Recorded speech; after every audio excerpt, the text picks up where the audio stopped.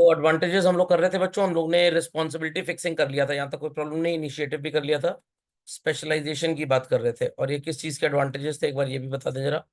We were doing the advantages of what is called as divisional structure और functional structure. Children याद है किसी को? दिस वाज डिविजनल स्ट्रक्चर, याद आ गया? डिविजनल। तो सबसे पहला एडवांटेज ये हो चुका था कि अगर हर डिपार्टमेंट के, हर डिवीजन के, हर टाइप ऑफ बिजनेस के अलग अलग हेड्स होंगे चिल्ड्रन, तो आपस में कोई डिस्प्यूट किसी का नहीं होगा। और अगर मान लीजिए कि हमारी होटल डिवीजन प्रॉफिट दे रही है, तो हम ज्यादा इंसेंटिव होटल डिवीजन को देंगे। और अगर हमारी कार डिवीजन ज्यादा प्रॉफिट दे रही है, तो हम ज्यादा इंसेंटिव कार डिवीजन को देंगे। तो हर डिवीजन का, हर टाइप ऑफ बिजनेस का जो हेड होगा, वो अपने प्रॉफिट के लिए जिम्मेदार होगा। बट अगर ये डिविजनल स्ट्रक्चर होता ही ना, तो माइट भी पॉसिबल कि ऐसा होता कि काम तो एक पर्टिकुलर टाइप ऑफ पीपल कर रहे हैं, बट जो प्रॉफिट्स है वो सबके साथ बट रहे हैं। तो divisional heads are responsible for their so called profits. तो लाइक स्कूल के केस में मान लीजिए कॉमर्स का रिजल्ट बहुत अच्छा आया, साइंस का रिजल्ट भी अच्छा आया, ह्यूमैनिटीज वालों के मार्क्स थोड़े से कम आ गए, तो ह्यूमैनिटीज के कोऑर्डिनेटर से पूछा जाएगा कि भाई ऐसा बच्चों के साथ क्यों हो रहा है। या ह्यूमैनिटीज के बच्चे आजकल देखा जा रहा है इंडिया में टॉप कर रहे हैं हमेशा हर स्कूल में, ऑल इंडिया टॉपर भी ह्यूमैनिटीज का स्टूडेंट है। तो it would be asked from science coordinators और कॉमर्स कोऑर्डिनेटर्स कि भाई कॉमर्स और साइंस के बच्चे अच्छा क्यों नहीं स्कोर कर पा रहे। But thereafter school saw कि भाई साइंस का बच्चा स्कूल का रिजल्ट तो चलिए अच्छा नहीं लाया, बट वो आईटी क्वालिफाई कर गया, तो उसकी भी वाहवाही हो जाएगी वहां पे। So we are not going to blame x person for the loss of wise business. ये बात सबको समझ में आ गई कि जिस डिवीजन में जो प्रॉफिट होगा, उसका डिविजनल हेड जो होगा वही जिम्मेदार माना जाएगा। समझ गए इस बात को? नहीं समझ गए इस बात को? लगता है लोग सो गए आज। Yes sir. चलिए। Yes sir. Responsibility and initiative. If I am the in charge of a car division and you people are the in charge of, let us say, मान लेते हैं वो इलेक्ट्रॉनिक्स डिवीजन, तो भाई हम अपने डिवीजन की रिस्पॉन्सिबिलिटी लेंगे, आप अपने डिवीजन की रिस्पॉन्सिबिलिटी लेंगे। बट अगर दोनों डिविजन का हेड एक ही हो जाए, तो एक ना कहीं ना कहीं decision making will linger on.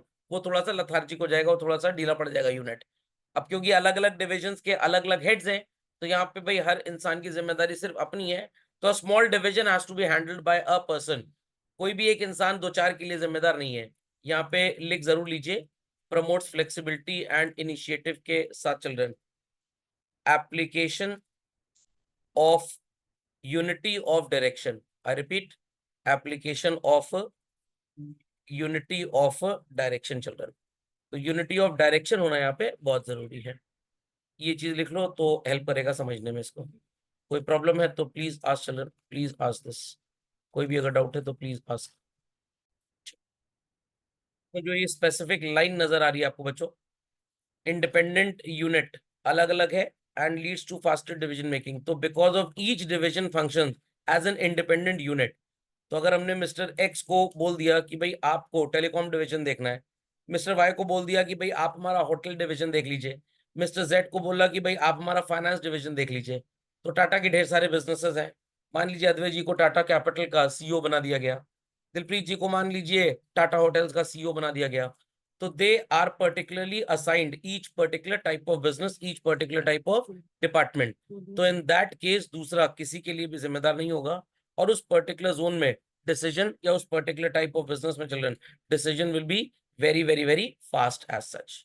Okay, यहाँ तक कोई प्रॉब्लम किसी को? भाई समझ गए सब लोग? Children understood this? चलिए। Yes. Yes product sir. Specialisation. अब अगर होटल बिजनेस है तो ये भाई अलग तरीके का बिजनेस है, ऑटोमोबाइल है तो ये अलग तरीके का बिजनेस है। नेचुरल ट्रूथ इज दिस कि जिसके पास स्किल सेट है होटल मैनेज करने का, इज इट नेसेसरी कि वो ऑटोमोबाइल बिजनेस भी मैनेज कर ले? Answer children, one who has the skill set of managing hotel no. Business, no is sir. कि वो ऑटोमोबाइल भी मैनेज कर ले? बिल्कुल नहीं, बिल्कुल नहीं मैनेज कर नो सर। पाएगा। अगर किसी के पास स्किल सेट है, लेट अस से एक पर्टिकुलर स्कूल मैनेज करने का, इज इट नेसेसरी कि वो हमारा ऑटोमोबाइल का बिजनेस मैनेज कर ले? वो भी नहीं होगा, क्योंकि products and services type of businesses इतने स्पेशलाइज्ड हैं कि उसमें अलग अलग तरीके की स्किल चाहिए। तो we'll hire a different person for managing our educational businesses, we'll require a different person for managing our what is called as hotel business. तो अलग अलग हम डिविजनल हेड्स क्रिएट कर देंगे। यहाँ पे भी कहीं ना कहीं यूनिटी ऑफ डायरेक्शन ही नजर आएगा आपको। Expansion and growth children. So take an example की हम बात करें, अगर रिलायंस की चिल्ड्रन या टाटा की बात करते हैं, तो सबसे पुराना जो टाटा का बिजनेस था चिल्ड्रन, वो किस चीज का था? Everybody knows, it is steel business children. अब धीरे धीरे वो स्टील बिजनेस से सो कॉल्ड आ गए किस बिजनेस में? Anybody answer children? They came into chemicals. Chemicals के बाद दे केम इनटू लेट अस से टेक्नोलॉजी, और टेक्नोलॉजी के पहले they entered into what is called as automobiles. Automobiles के बाद वो ऑटोमोबाइल्स में ही पैसेंजर कार्स में डील करना स्टार्ट कर दिया उन्होंने। Indica was their first passenger car, और इंडिया की पहली गाड़ी जो 100% इंडिजीनियस थी। एंड मल्टीपल बिजनेसेस इनके चलते हैं चिल्ड्रन। तो जब बिजनेस इतना एक्सपैंड कर जाएगा, ग्रो कर जाएगा, विल इट बी पॉसिबल कि कोई एक पर्सन सारे डिविजन्स मैनेज कर ले चिल्ड्रन? बिल्कुल नहीं। क्योंकि अगर वो केमिकल डिवीजन पे ध्यान देगा तो ऑटोमोबाइल, टेक्नोलॉजी, ये सब लैक कर जाएगा। अगर वो टेक्नोलॉजी पे ध्यान देगा तो पता लगा स्टील बिजनेस लैक कर गया। तो इसलिए हमारा जैसे जैसे एक्सपेंशन और ग्रोथ होता जाएगा, वैसे वैसे हमको नए हेड्स अपॉइंट करने पड़ेंगे। तो you can write this example of Tata, क्योंकि एग्जाम में जब आप क्वेश्चन लिखेंगे तो आप ऐसे एक्सप्लेन कर सकते हैं। सिर्फ अगर इतना लिख के चले आए आई रिपीट चिल्ड्रन, सिर्फ अगर इतना लिख के चले आए, new divisions can be added without interpreting the existing operation, zero मिलेगा आपको। तो आपको लिखना पड़ेगा like in case of Tata, if they expanded their business operations from steel into chemicals into automobile, passenger cars, technology, hospitality, airlines, thereafter many children. So it can only be done if new divisions are being added and we have different heads for each and every division. तो इसको जरूर लिख लीजिए। Yes. Let's continue children. Disadvantages भी होंगे कुछ ना कुछ। भाई every coin has two sides, एक नहीं 1000 बार सबने सुनी होगी ये बात। सो अगर मेरिट्स हैं डिविजनल स्ट्रक्चर के, तो डीमेरिट्स भी क्या होंगे? सो पहले हम यहाँ पे डिविजन लिख लेते हैं बच्चों। हमारे सामने कौन कौन से डिविजन्स आपको नजर आ रहे हैं टाटा के चिल्ड्रन? स्टील बिजनेस है, ऑटोमोबाइल है ऑटोमोबाइल में मान लीजिए यहाँ पे हम बात करते हैं, ट्रक्स तो नहीं बोलेंगे, गलत शब्द हो जाएगा, HCV is the true word, heavy commercial vehicles. तो हैवी कमर्शियल व्हीकल में आपके ट्रक्स एंड बसेस ये सब आ जाएंगे बेसिकली।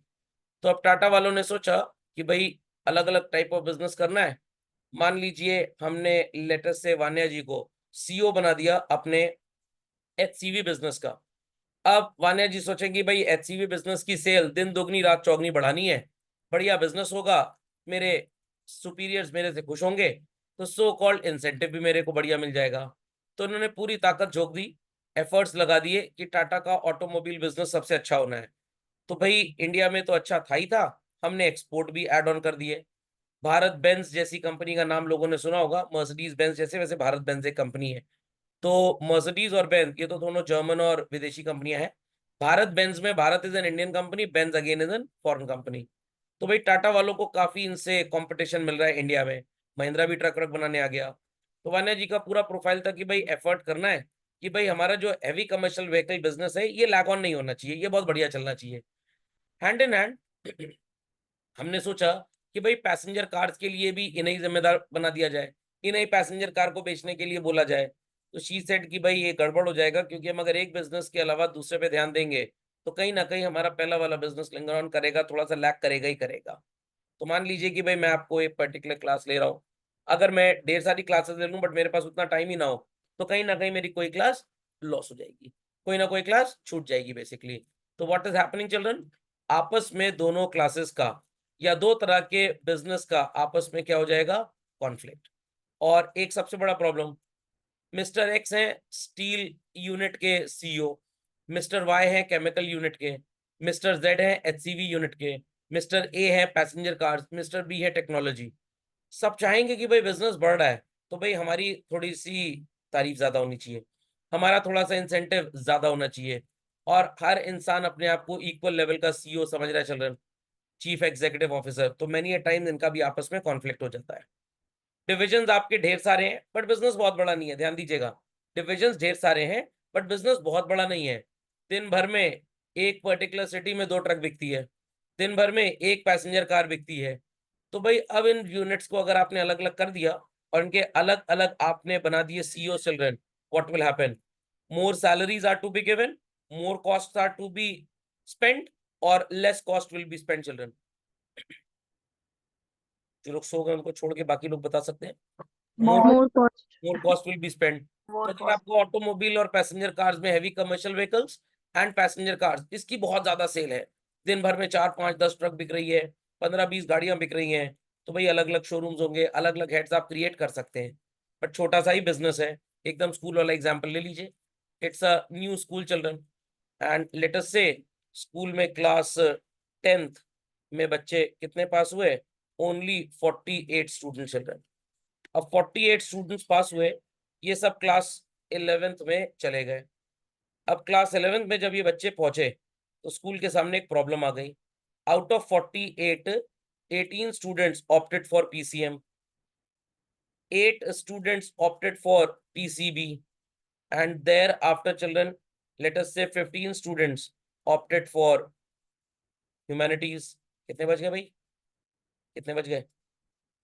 18 8 26, 26 10 36, 36 और 5 41, and 7 students opted for commerce. अब क्या स्कूल के लिए पॉसिबल है कि इन 48 स्टूडेंट्स के लिए अलग अलग क्लासेस में इंग्लिश के लेक्चर्स अलग अलग चलाए जाएं बच्चों? Is it practically possible? No, sir. तो इंग्लिश का लेक्चर सबका सेम हो जाएगा भाई, एक ही साथ सब लोग पढ़ लेंगे। ये 18 और 8 26 इनमें कॉमन है फिजिक्स और केमिस्ट्री, तो इनका भाई पीसीएम का एक ही टीचर बन जाएगा। बट देयर आफ्टर ह्यूमैनिटीज वालों के और कॉमर्स वालों के तो नेग्लिजिबल सब्जेक्ट्स कॉमन है।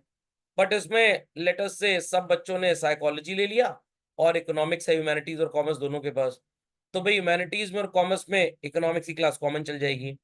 सब बच्चों का इलेक्टिव सब्जेक्ट साइकोलॉजी था, तो साइकोलॉजी सबका कॉमन चल गया। बाकी सब्जेक्ट भाई इन 18 की मैथ्स की क्लास अलग, इन 8 की बायो की अलग, इनकी ज्योग्राफी की पॉलिटिकल साइंस की क्लास अलग, एंड देयर आफ्टर इनकी बिजनेस स्टडीज की अकाउंटेंसी की क्लास अलग हो जाएगी। और सब बच्चों को बोला भाई हिंदी भी ले लो साथ में। तो इंग्लिश हिंदी साइकोलॉजी ये 3 सब्जेक्ट की क्लास एक साथ चल जाएगी, बाकी सबके 3 3 अलग अलग होंगे। तो अब यहाँ पे क्या ज्यादा कॉस्ट आएगी if we run the institution like this children? क्या ज्यादा कॉस्ट आएगी? No, sir. No, not no. At all, not at all. But अगर आप सो कॉल्ड हर सेक्शन के लिए अलग अलग टीचर इंग्लिश का ले आएंगे, what will happen? Your cost would increase basic. और जब आपका बिजनेस बड़ा नहीं है बट फालतू में आपने इतना बड़ा स्ट्रक्चर बना लिया, तो एम्प्लॉय की ट्रेनिंग के लिए भी आपको पैसे और अरेंजमेंट बहुत ज्यादा करना पड़ेगा। तो please copy all these points children. So सबको बात समझ में आ गई कॉन्फ्लिक्ट क्यों होगा? क्योंकि भाई स्टील डिपार्टमेंट वाला बोलेगा फाइनेंस के फंक्शनल स्ट्रक्चर से हमको पैसा दीजिए, केमिकल वाला बोलेगा हमको पैसा दीजिए, ऑटोमोबाइल वाला बोलेगा हमको दीजिए, टेक्नोलॉजी वाले बोलेंगे हमको दीजिए। तो परेशान हो जाएगा फाइनेंस डिपार्टमेंट वाला और कहेगा भाई इतना तो हमारे पास पैसा ही नहीं है एडवर्टाइजिंग और मार्केटिंग में खर्च करने के लिए, तो हम आपको पैसा दे कहाँ से? तो चिल्ड्रन इन कॉन्फ्लिक्ट्स के केस में ultimately who will suffer? Nothing but the business basically. समझ में आ गया? समझ में आ गया भाई? Yes, sir. चलिए। तो टाटा ऑटोमोबाइल्स वाले पैसेंजर कार्स के नाम पे बिजनेस करते हैं चिल्ड्रन, ट्रक्स के नाम पे भी बिजनेस करते हैं लोग। कंपनीज का कोई नाम खास है नहीं। The name of the company is, you can से, टाटा कार्स। कोई खास कंपनी नहीं, बस शोरूम के बाद टाटा कार्स ही आपको मिलेगा। या आप जीएलआर लैंड रोवर की बात कर सकते हैं। टेक्नोलॉजी की अगर हम बात करें तो it is Tata consultancy services. और अगर एक बिजनेसमैन का और ले लूं जो बड़ा चलता है इंडिया में, बड़ा भयंकर, that is hospitality. And children एक इनका चलता है एयरलाइंस बिजनेस। तो हॉस्पिटैलिटी के नाम पे तो भाई इनका टाटा कैंसर रिसर्च हॉस्पिटल भी है, और देयर आफ्टर ये have they have Taj group of hotels as well. Airlines की बात करें तो किस जमाने में एयर इंडिया इन्हीं का था, बट इंदिरा गांधी जी के कहने पे इन्होंने देश के नाम उसे समर्पित कर दिया था, तो वो चला नहीं पाए इंडियन एयरलाइंस वाले, तो अभी टाटा ने उसको 1 2 साल पहले खरीद ही लिया। बट विस्तारा इनकी एक अपनी फुल्ली ओन्ड एयरलाइन ऑलरेडी चल रही इंडिया में चल रहा है। सो ये बातें सबको समझ में आ गई। तो लग्जरी कार्स की अगर हम बात करें लग्जरी कार्स की चिल्ड्रन, तो they have Jaguar Land rover brand in their name. तो इतने ढेर सारे डिविजन्स तो कुछ कम ही है, बट इससे भी ढेर सारे टाटा के पास रियलिटी में है चिल्ड्रन। सबको बात समझ में आ गई चिल्ड्रन? सबको बात समझ में आ गई? Yes, sir. Yes, sir. कितने ज्यादा डिविजन्स होंगे बच्चों, कॉस्ट उतनी ज्यादा होगी या उतनी कम होगी children? It will be more और less children? More. Very More. Very more. more, और कभी कभी ऐसा भी हो जाएगा कि भाई इन्होंने लेटेस्ट से एडवर्टाइजमेंट किया अपने जैगवार लैंड रोवर ब्रांड के लिए, और सेम चैनल पे एडवर्टाइजमेंट आ रहा है टाटा कार्स के लिए भी। तो भाई ऑब्वियस सी बात है, Jaguar Land Rover is a luxury car brand of Tata, but whereas normal अगर हम बात करें जो अल्ट्रॉज एंड ऑल दैट गाड़ियां बेचते हैं, ये उतनी लग्जरी नहीं है। तो इसलिए एडवर्टाइजमेंट भी हो सकता है मैनी टाइम्स डुप्लीकेट हो जाए चिल्ड्रन। तो इसलिए इस बात को भी अवॉइड करना पड़ेगा। मान लीजिए टाटा वालों ने होल्ड किया लेटेस्ट से एक कॉर्पोरेट सोशल रिस्पॉन्सिबिलिटी के तहत ब्लड डोनेशन कैंप। अब टाटा कार वाले भी ब्लड डोनेशन कैंप लगा रहे हैं, विस्तारा एयरलाइंस वाले भी लगा रहे हैं, ग्रुप तो एक ही है टाटा। तो एक कॉमन ये लो Tata institute of fundamental research के नाम पे, जो इनका हॉस्पिटल एंड ऑल दैट है या रिसर्च सेंटर है, उसके नाम पे अगर एक ब्लड डोनेशन कैंप लगा लें, तो जो हमारा ये एड इन कॉस्ट है चिल्ड्रन, एक्स्ट्रा कॉस्ट, ये एटलीस्ट कम हो जाएगी और ड्यूप्लीकेशन ऑफ एफर्ट बिल्कुल भी नहीं होगा। समझ में आ रही है बात? तो please copy these 2 points. yes sir, let's proceed further चलो। डिफिकल्ट एंड एम्प्लॉय ट्रेनिंग, इतना डाइवर्सिफिकेशन है बिजनेस में, इतना भयंकर डाइवर्सिफिकेशन। स्टील वालों को ट्रेन किया तो केमिकल और ऑटोमोबाइल वाले छूट जा रहे हैं, टेक्नोलॉजी वालों को ट्रेन किया तो हॉस्पिटैलिटी और एयरलाइन लग्जरी कार वाले छूट जा रहे हैं। तो जब बिजनेस छोटा होगा एम्प्लॉय की ट्रेनिंग पे ध्यान देना भी आसान होता है, बट जब बिजनेस बहुत बड़ा होता है, इसीलिए अलग अलग डिपार्टमेंट के सीईओज बना दिए जाते हैं कि सब लोग अपने डिपार्टमेंट की चिंता करें। तो अगर पेरेंट हैव 2 चिल्ड्रन मान लीजिए या 3 चिल्ड्रन, तो उनकी केयर टेकिंग आसान है, बट 12-13 बच्चे हो गए तो भाई ऑब्वियस सी बात है कोई ना कोई तो इग्नोर हो ही जाएगा। So moral of the story is this कि जितना ज्यादा डिविजनल स्ट्रक्चर होगा चिल्ड्रन, हमको उतना ही बड़ा फंक्शनल स्ट्रक्चर भी अरेंज करना पड़ेगा। और अलग अलग सीईओज हम इसीलिए अपॉइंट करते हैं, अलग अलग मैनेजिंग डायरेक्टर हर ग्रुप के इसीलिए अपॉइंट किए जाते हैं कि हर एक पर्सन अपने पूरे ग्रुप की जिम्मेदारी अलग अलग ले पाए। सो डिफिकल्टी इन ट्रेनिंग तब आएगा जब आपका बिजनेस तो बड़ा ही डाइवर्सिफाइड है, बट आपने अलग अलग डिविजन्स अलॉट ठीक से नहीं किए हैं चिल्ड्रन। सो दैट्स व्हाई इस डाइवर्सिफिकेशन इन बिजनेस की वजह से the employee training becomes very difficult as such. Copy this point. मैं कॉम्पोजिशन लिख रहा हूँ, आप इसको जरूर लिखिए क्योंकि बड़ा ये प्रॉब्लम होता है बच्चों के लिए। Divisional structure, functional structure, formal organisation, informal organisation, ये चारों में से एक दो एक जैसे लगने लग जाते हैं, तो हम एक क्लासिफिकेशन कर देते हैं जिससे ये अलग अलग हो जाए।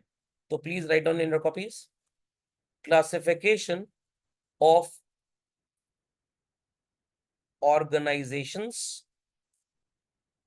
Oblique organisational structure.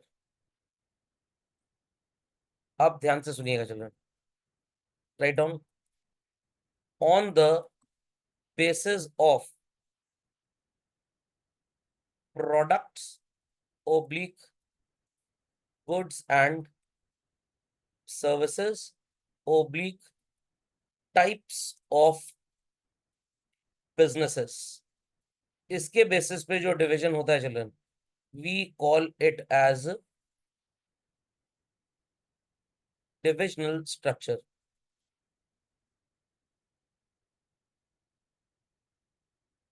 I repeat children, we call it as divisional structure. खोपड़े में बात गई, खोपड़े में बात गई भाई।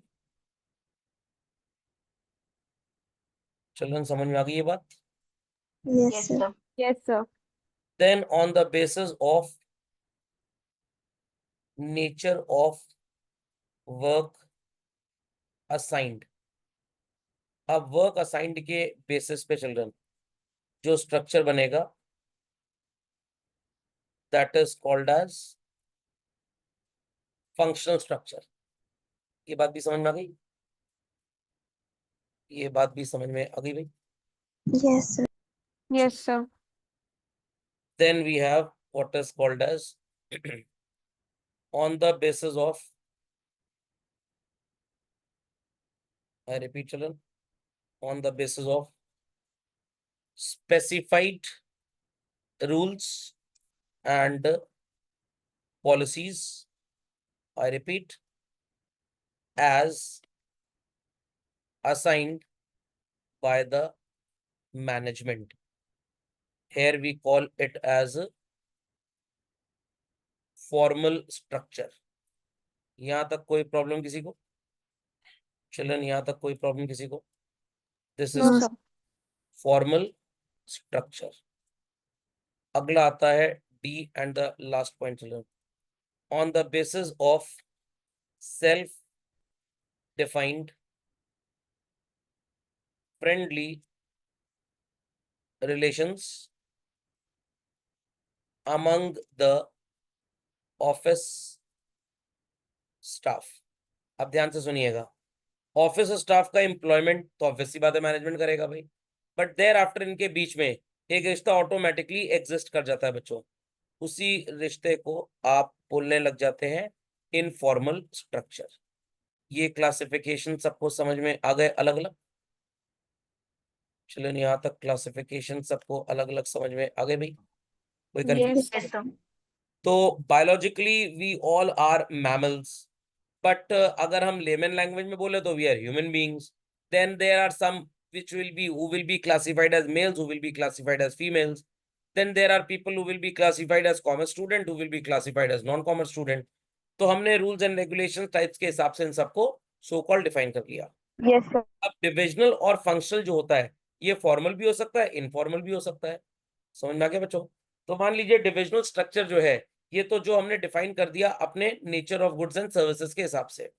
अब अगर मैनेजिंग डायरेक्टर साहब कोई यूनिटी ऑफ कमांड यूज कर रहे हैं प्रिंसिपल, और अपने असिस्टेंट मैनेजर को बोल रहे हैं भाई this work has to be done, same is the case ये लाइटिंग डिवीजन में हो रहा है, ये टेलीकॉम डिवीजन में हो रहा है, ये कार डिवीजन में हो रहा है, ये हॉस्पिटैलिटी डिवीजन में हो रहा है, तो डिविजनल स्ट्रक्चर हो गया.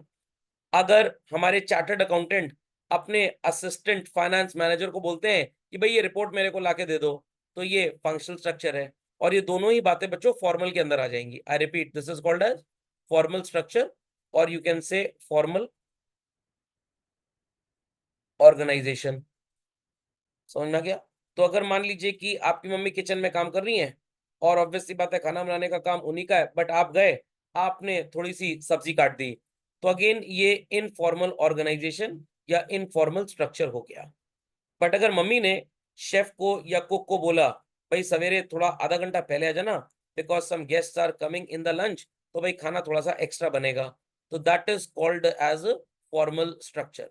बट उसके ऊपर काम का बर्डन ज्यादा ना है, तो मम्मी ने कहा चलो हम भी थोड़ा सा हाथ बटा दे बेचारी के साथ, थोड़ी सी हेल्प हो जाएगी उसकी, तो ये इनफॉर्मल हो गया चिल्ड्रन. बट आपके घर में खाना बनाने वाले लोग अलग हैं, झाड़ू पोछे वाले अलग हैं, बर्तन धोने वाले अलग हैं, ड्राइवर अंकल अलग हैं, तो सबका अलग अलग काम असाइन किया हुआ है घर वालों ने, ये डिविजनल हो गया. बट अगर ड्राइवर अंकल से बोला पापा ने कि भाई थोड़ी देर के लिए घर में एक्स्ट्रा रुक जाना, कुछ गेस्ट आने वाले हैं, तो थोड़ा कोल्ड ड्रिंक वगैरह सर्व कर देना, तो he said okay no problem. तो driver uncle is also working as a cook, आप बोल सकते हैं, एज अ हाउस हेल्प बोल सकते हैं, एज अ मेड बोल सकते हैं.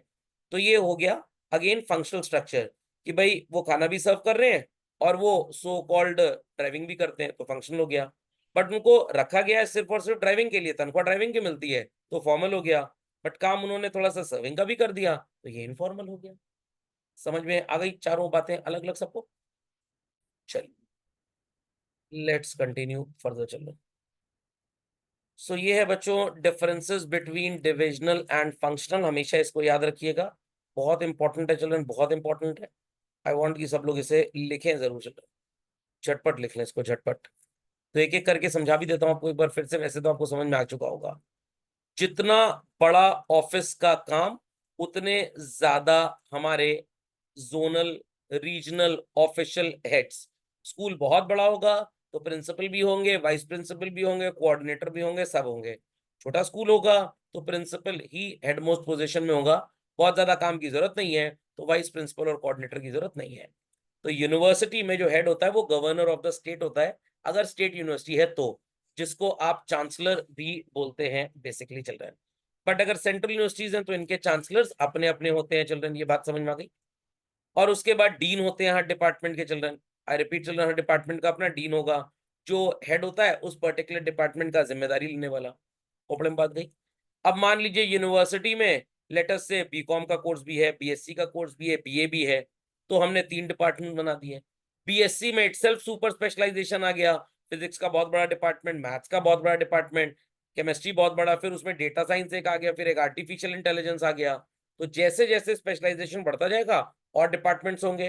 तो पहले एक बीएससी डिपार्टमेंट होता था, अब फिजिक्स डिपार्टमेंट अलग हेड है, 3 अलग है उसके, केमिस्ट्री डिपार्टमेंट के अलग होंगे, मैथ्स के अलग होंगे, डेटा साइंस के अलग होंगे, एआई के अलग होंगे। बीकॉम डिपार्टमेंट था, मान लीजिए कॉमर्स डिपार्टमेंट, एक नॉर्मली बीकॉम का कोर्स चलता था, 6 सब्जेक्ट हर साल होते थे, एक डीन था, 15-20 टीचर थे वहां पे। बट अब बीकॉम में भी एक मार्केटिंग का कोर्स अलग चालू हो गया, BCom in marketing, BCom in finance, BCom in retail, BCom in sales and advertising, BCom in mass journalism, ये सब भी चालू हो गया। तो अब इनके अलग अलग हेड्स हमको बनाने पड़ गए। तो this is called as divisional structure, product specialisation के बेसिस पे। तो मारुति है भाई एक ही प्रोडक्ट बनाती है, कार, बट क्या टाटा वाले सिर्फ एक ही बिजनेस में डील करते हैं बच्चों? Answer, do they deal in only one business children?